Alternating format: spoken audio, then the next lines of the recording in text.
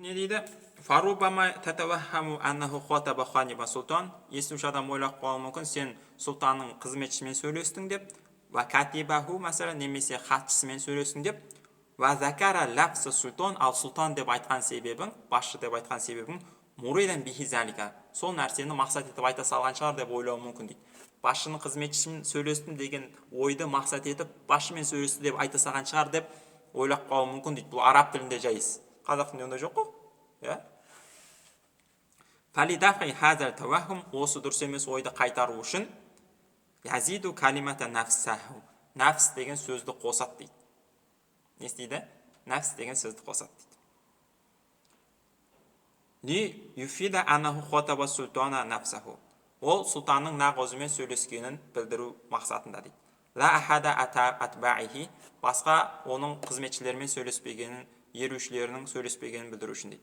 Вализалика юсама хада лафса таукид, сол үшін де бұл нафс айн деген таукид деп айтылады дейді.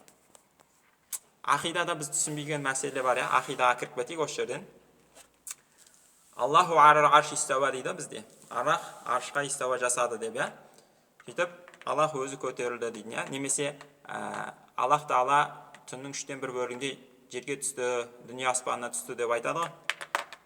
Сол кезде бір адамдар айтады, Аллах өзі түспеді, Аллахтың періштелері түсті деп айтады. Сосын бір адамдар айтады, не үшін періштелер түсті деп айтасың, Аллахтың өзі түсті ғой деп, не үшін өзгертесің хадисті деп. Хадис өзгеріп жатқан жоқ. Араб тілінде не екен? Хасфу мудоф деген ереже бар екен. Аллах түннің 3/1 бөлігінде түсті деген, назал Аллаху деген мағынасы не болып қалуы мүмкін? Назала малаикатуллахи, Аллахтың періштесі түсті деген мағына беру мүмкін ба? Мүмкін араб тілі бойынша, ережесі бойынша. Просто малаикату деген сөзді хазф етіп жіберу мүмкін арабтар қысқартып. Сөйтіп назал Аллаху деп айта салуы мүмкін. Аллах түсті деп. Ал мақсат не болуы мүмкін? Назала малаикатуллахи, Аллахтың періштелер түсті деген мақсат болуы мүмкін. Егерде назалаллаху нафсуху, назалаллаху айнуху, назалаллаху бизатихи десе, онда періштелер түсті деген ойға жол жоқ уже. Бірақ та хадисте назалаллаху нафсуху айнуху бизатихи деп айтпаған. Назалаллах деп айтқан, Сол үшін де Аллах Тағаланың періштелер түсті деп айтушы адамдар бидғатшы ма? Бидғатшы емес. Тіл бойынша кете береді екен. Бұл ақида бойынша ғой. Осы таукид деген ережені түсінбегендіктен көп адамдар не істейді? Аллах дүние аспанына түскен шығар, хадисте айтып тұр ғой дейді. Ол араб тілі, қазақ тілі емес қой. Сол үшін араб тілін кішкене үйрену керек екен.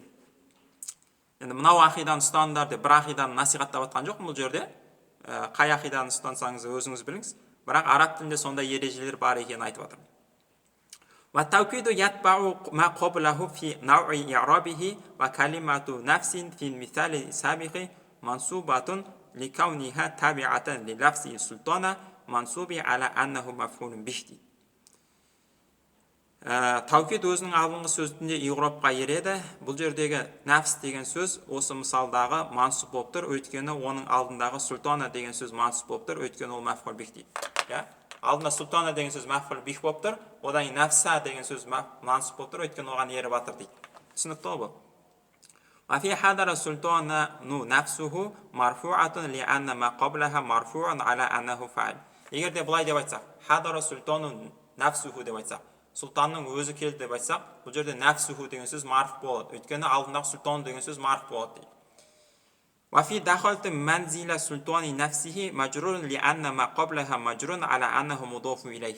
Егер де дахалту кірдім манзила султанин нафсихи деп айтсам, егер сұлтанның үйінің өзіне кірдім деп айтсаң, онда нафсихи деген мәжір болады, өйткені алдындағы султани деген мәжір болып тұр. Султани деген не үшін мәжір болып тұр? Мудоф илайхи болған соң мәжір болып тұр. Ал нафси деген сөз не үшін мәжір болып тұр? Султаниға ерген үшін мәжір болып тұр дейді. Ва мисли калимати нафси фима зукирра калимату айнин наху хотабту султана айннаху ва хакада. Алдындағы нафсу деген сөз қандай болады? Сол сияқты айну деген сөзде солай иғрапталады дейді. Мысалы, хотабту султана айнаху деп айтасың дейді. Нафсаху деген сияқты айнаху деп айтасың дейді. Ва якуну таукиду би лафзи кулу ва жами' бада исми аммин дейді. Наху дейді.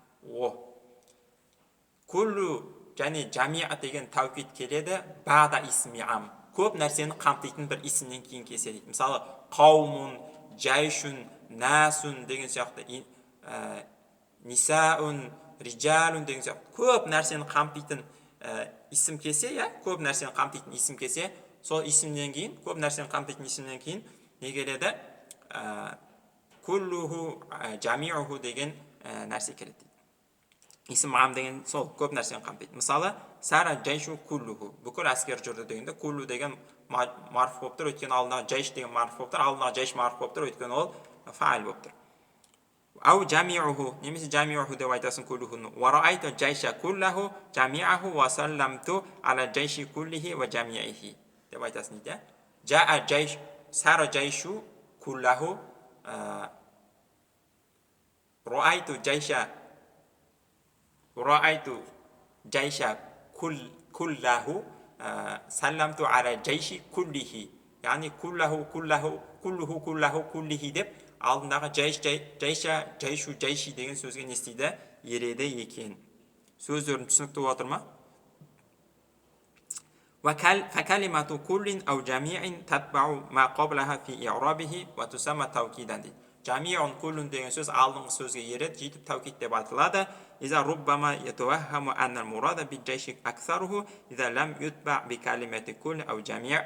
өйткені جميع كل деген сөз кіргізілмесе, онда тыңдаушы адам әскер жүрді дегенде оның бір бөлігі, немесе жарты бөлігі, немесе бір бөлігі, немесе көбісі жүрді деп ойлап қалуы мүмкін. Ал куллаху десе бүкіл кеткенін білдіреді.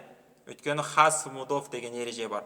Сара жайшу десе мағынасынандай болуы мүмкін. Сара нисфу жайши, сара баъду жайши, сара аксару жайши деген сөз болуы мүмкін, сондай мағына болуы мүмкін. Сара жайши деп айтса, сөйтіп мудофты қазып етіп, сара жайшу деп айта салуы мүмкін. Ал мағынасы не? Сара жайшу мағынасы не? Сара аксару жайши, сара нисфу жайши, сара куллу жайши, сара баъду жайши деген мағына көзделуі мүмкін. Араб тілінде хас мудоф деген ереже бар. Сол ережеден құтылу үшін нафсаху, айнаху, куллаху, жамиаху деген сөздерді қосады екен. Түсініксіз болса сабыр етіңдер десең, түсініксіз болса сұраймыз.